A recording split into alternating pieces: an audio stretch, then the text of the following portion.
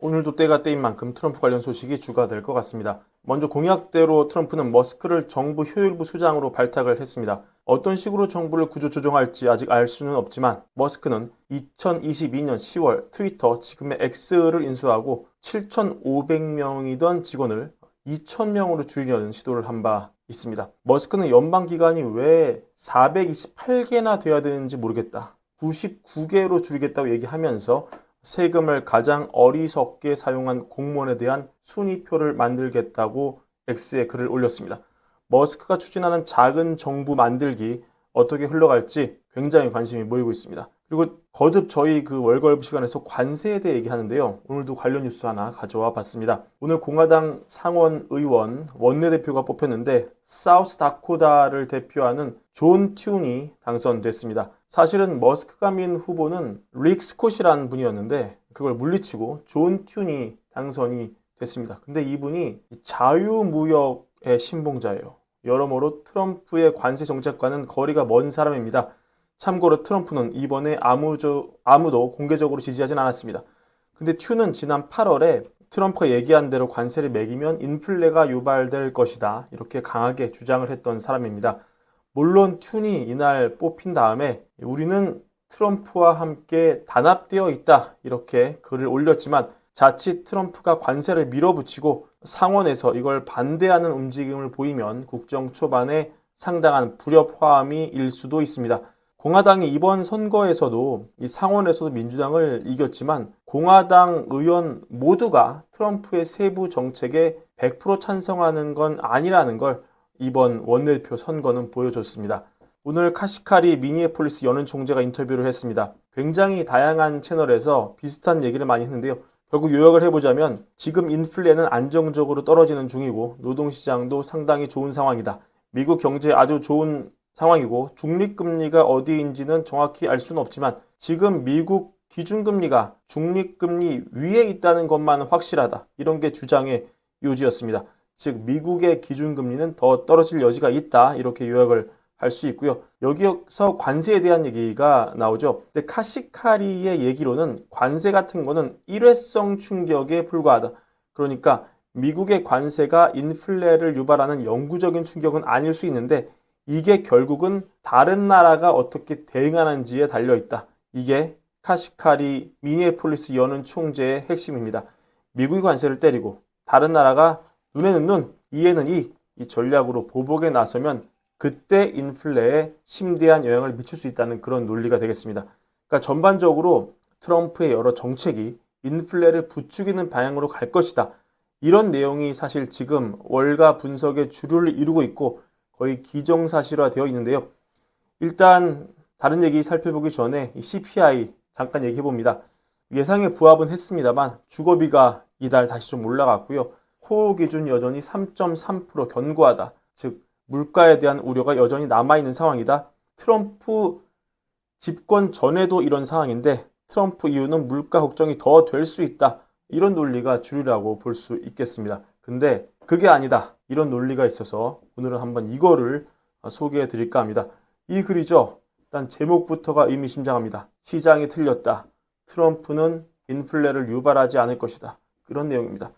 왜 그러냐? 여기 나온 전문가들 얘기를 들어보면 지금 공화당, 상원, 다수당인 건 맞는데 이 필리버스터를 저지할 수 있는 60석까지는 가지 못했다. 그러면 결국 예산을 짜는 데 있어서 민주당과의 치열한 조정에 의지할 수밖에 없는 상황이다. 그리고 앞서 상원 원내대표 얘기 전해드렸지만 관세 부과에 반대하는 사람이 선출됐다. 공화당 안에서도 여러 이견이 있다. 그런 상황에서 민주당의 반대까지 있다면 결국 공화당은 이 다가오는 기존 트럼프 시절에 있었던 감세 정책을 연장하고 이 재정 절벽에 대응하는 것만으로도 손이 가득 찰 것이다. 힘이 붙일 것이다.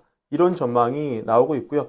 그래서 여러 이 월가들 예측하기로는 결국 트럼프의 리플레이션 트레이드는 2016년 때 그랬던 것처럼 그냥 흐지부지 될 것이다. 왜냐하면 지금 인플레가 아직 2%로 완전히 안 들어갔는데 자, 지금 공화당이 상원의 다수당이 됐다. 그리고 방금 전해진 속보인데 하원도 공화당이 가져갔습니다. 여기에 대통령도 공화당. 완전히 독식을 한 거죠. 근데 여기서 인플레가 재발하면 결국 사람들은 이거를 누구 책임으로 돌린다? 결국 온전히 공화당의 책임으로 돌린다. 트럼프는 4년 뒤 이번이 재선이기 때문에 백악관 떠나겠지만 남은 공화당 정치인들은 정치를 계속 해야 되잖아요. 비난 여론을 의식하지 않을 수 없죠. 절대 인플레가 재발할 만한 안건을 쉽게 통과시키지 못할 것이다. 이런 게 예측의 골자입니다. 그리고 이미 14명의 공화당 상원 의원들은 연간 7천억 달러에 달하는 연방부채 이자 비용에 대한 위험에 대해서 공동으로 경고를 한 바 있고 채권 시장의 반발 움직임, 즉 장기물 금리의 상승이 공화당으로 하여금 연방부채 이자 비용 걱정, 즉 세금 감면 제한을 억제하도록 겁을 줄 가능성이 있다. 더 나아가서 지금 이 예산 모델로 10년간 기본 적자에 4.1조 달러를 추가한다고 추정을 하더라도 이 정도로 경기 부양 자체가 안 된다. 이걸로 이미 중립적이다. 게다가 이거는 2017년 감세 법안이 내년에 만료될 때 연장을 반영한 거다. 이게 되더라도 그렇게 경기 부양적인 재정 정책이 될 수 없다.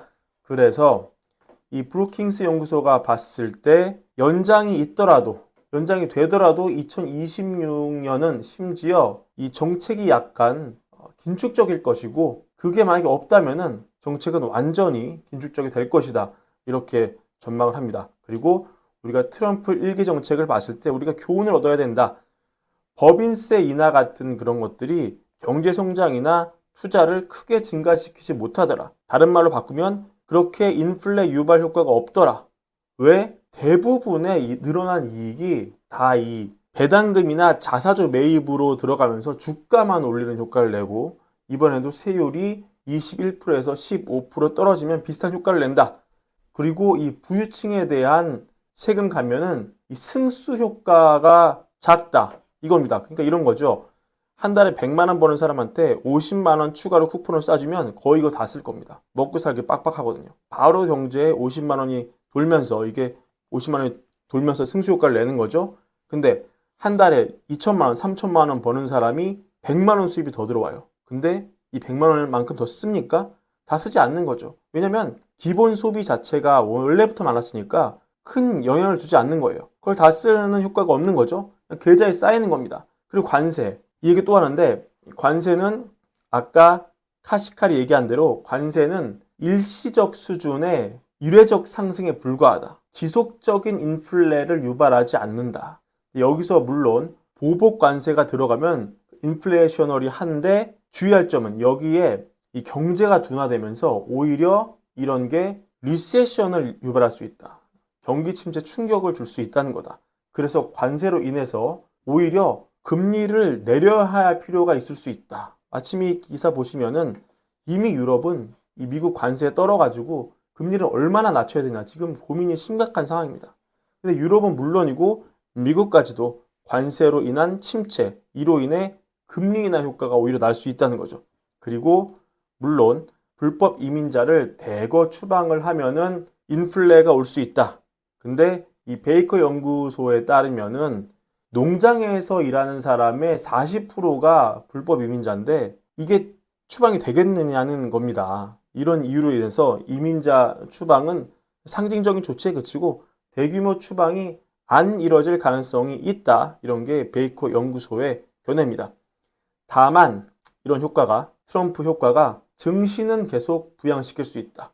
왜냐면 은행이나 암호화폐, 디지털 테크, 그 다음에 어떤 ESG 같은 거의 약화 이런 것들은 수익을 더 높이고 또 기업의 수익을 높이면서 주가가 부양될 수 있다는 거죠. 하지만 트럼프의 정책이 인플레를 유발하고 채권 시장을 무너뜨리고 하이퍼 달러를 계속 가능하게 하고 이런 걸로는 보이지 않는다. 오히려 이런 상상을 해보면 어떠냐. 트럼프 정책이 디플레이션을 유발한다. 한번 생각해 볼 대목이다. 이렇게 글을 맺습니다. 그러니까 여러분도 생각의 지평을 넓히시는데 좀 유용한 자료가 될 수 있죠. 특히 이렇게 주류의 시각에서 벗어나서 다양한 관점을 소개해 드리는 것은 저희 브랜베어가 특히 추구하는 방향이기 때문에 꼭 이 자료는 오늘 읽고 소개해드리고 싶었습니다. 판단은 여러분께 맡기겠습니다. 여튼 그래도 지금 월가의 주류의 의견은 트럼프의 정책이 실행이 되면 인플레를 유발한다. 이런 게 당연히 주류의 정책이고요. 이런 어떤 소수 의견은 그렇지 않을 수 있다. 일단 그 정책이 시행되지 않을 가능성이 높고 실제 시행되더라도 특히 관세가 시행되더라도 그게 미국 경제의 근간을 무너뜨리고 미국 경제가 침체에 빠지면서 오히려 미국이 금리를 내려야 할 상황이 될 수도 있다. 오히려 인플레가 아니라 디플레를 유발할 수 있다. 이런 게 이 글의 요지니까 참고하셔서 여러 각도로 한번 생각을 해보시기 바랍니다.